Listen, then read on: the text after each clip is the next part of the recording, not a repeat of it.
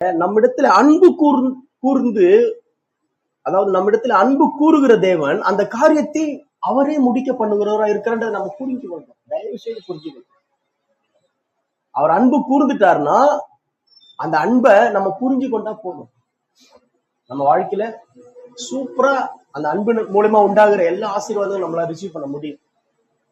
அதைத்தான் நான் உங்களை நினைவுபடுத்த விரும்புறேன். ஒரு வாக்கு தத்தம் என்பது அப்பாவிடத்தில் இருந்து நமக்கு வருது. அதற்குரிய வழியையும் அவரே செய்கிறார். அதை சுதந்திரிக்கக்கூடிய பலனையும் அவரே தருகிறார். அதுதான் இயேசு கிறிஸ்து வந்து சொன்னாரு, நானே வழியும் சத்தியமும் ஜீவனுமா இருக்கிறேன். அவரு தான் ப்ராடக்ட்.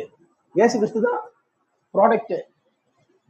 ஓகே, எங்க போய் சேர்றோமோ அந்த டெஸ்டினேஷன் அவர் தான், இயேசு தான்.